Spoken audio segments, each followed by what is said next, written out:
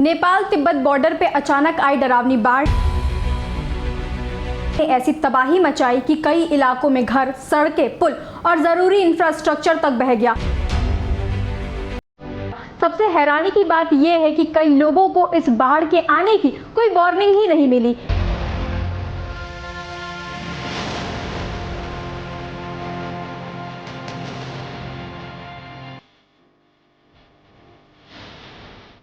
इस आपदा में अब तक 175 से ज्यादा लोगों की मौत की खबर है, जबकि बड़ी संख्या में लोग अभी भी लापता हैं। लापता लोगों में सिक्योरिटी फोर्सेस के जवानों के साथ साथ फॉरेन टूरिस्ट भी शामिल हैं और इनमें भारतीयों की संख्या भी काफी ज्यादा बताई जा रही है। लेकिन सवाल ये है कि आखिर नेपाल में इतनी अचानक और इतनी खतरनाक बाढ़ आई कैसे? क्या इसके पीछे भूकंप था, ग्लेशियर कोलैप्स था या फिर लैंडस्लाइड, और इसका असर नेपाल के साथ साथ भारत पर कितना पड़ सकता है? नमस्कार, मेरा नाम है साक्षी यादव और आप देख रहे हैं तरुण मित्र। दरअसल ये पूरी घटना नेपाल के रसुआ जिले के पास हुई। यहाँ नेपाल चीन बॉर्डर के नजदीक अचानक पानी और मलबे की एक बड़ी लहर नीचे की तरफ आई और देखते ही देखते पूरा इलाका इसकी चपेट में आ गया। सबसे पहले बात करते हैं इस बाढ़ की वजह की। शुरुआती जानकारी के मुताबिक करीब 5200 मीटर की ऊंचाई पर लांगटंग लाइरंग माउंटेन के नॉर्थ फेस पर ग्लेशियर का एक हिस्सा टूटकर नीचे गिरा। इसके साथ बड़ी मात्रा में बर्फ, चट्टान और मलबा भी नीचे आया। ये मलबा लेंडे खोला नाम की नदी के रास्ते में जमा हो गया और नदी का फ्लो रुक गया, यानी वहां एक टेम्परेरी डैम जैसा बन गया। इसके बाद जब ये टेम्परेरी ब्लॉकेज टूटा तो पानी, कीचड़, चट्टान और मलबे की एक तेज लहर नीचे की तरफ दौड़ पड़ी।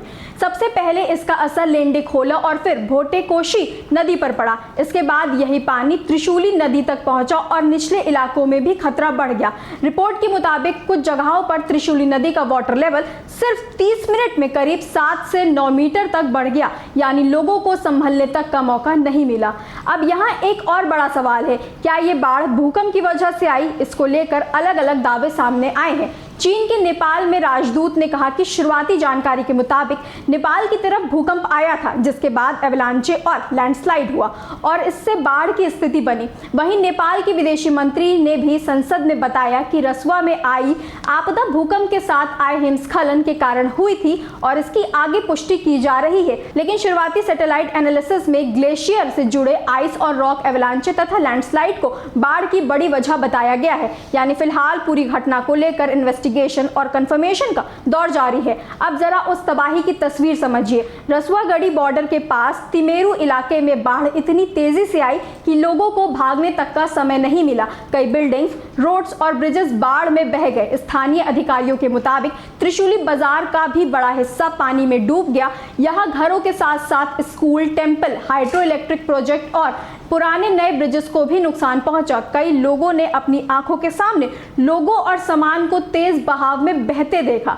सबसे बड़ी चिंता यह है कि कई लोगों से अभी तक कांटेक्ट नहीं हो पाया है। नेपाल के प्रधानमंत्री कार्यालय के मुताबिक सैकड़ों लोग मिसिंग हैं, जिनमें फॉरेन नेशनल्स और सिक्योरिटी पर्सनल भी शामिल है। नेपाल पर्यटन बॉर्डर के प्रवक्ता सुनील शर्मा ने बीबीसी को बताया कि 826 लोग लापता हैं, जिनमें 644 पर्यटकों से संपर्क नहीं हो पा रहा है। लापता लोगों में 178 भारतीय पर्यटक, 127 नेपाली, 65 अमेरिकी, 53 यूक्रेनी, 51 मलेशियाई और 35 ऑस्ट्रेलिया और 33 ब्रिटिश नागरिक शामिल हैं। नेपाल टूरिस्ट बॉर्डर के मुताबिक इनमें से कई भारतीय कैलाश मानसरोवर यात्रा पर जा रहे थे। नेपाल टूरिस्ट पुलिस के मुताबिक इलाके में गए पर्यटकों की जानकारी जुटाई जा रही है और टूर ऑपरेटर से लगातार संपर्क किया जा रहा है। वहीं चीन के सरकारी मीडिया के अनुसार तिब्बत के गाइरोंग काउंटी में 558 लोग लापता हैं, जिनमें 260 विदेशी नागरिक शामिल हैं। चीन में अब तक 3 लोगों की मौत की पुष्टि हुई है। अब सवाल आता है कि रेस्क्यू ऑपरेशन कितना तेज है।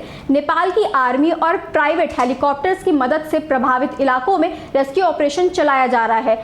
रसुआगढ़ी, तिमेरू, साया, फ्रुब्रेसी और मैलूम जैसे इलाकों में फंसे लोगों को सुरक्षित निकालने की कोशिश की जा रही है। बता दें, बाढ़ प्रभावित नेपाल को विश्व बैंक देगा 2500 करोड़ नेपाली रुपए की मदद। सरकार ने प्रभावित जिलों को 3 महीने के लिए डिजास्टर प्रोन एरिया घोषित करने का फैसला भी किया है। इसके साथ ही मेडिकल टीम्स, रेड क्रॉस और वॉलंटियर्स को भी राहत और बचाव के काम में लगाया गया है। घायलों के लिए फ्री मेडिकल ट्रीटमेंट की व्यवस्था की जा रही है। अब बात भारत की। नेपाल में आई इस भयानक बाढ़ के बाद प्रधानमंत्री नरेंद्र मोदी ने नेपाल के प्रधानमंत्री बालेंद्र शाह से फोन पर बात की और इस हादसे में हुई जनहानि पर दुख जताया। पीएम मोदी ने कहा कि इस मुश्किल समय में भारत के लोग नेपाल के साथ मजबूती से खड़े हैं और भारत नेपाल को हर संभव ह्यूमैनिटेरियन हेल्प देने के लिए तैयार है।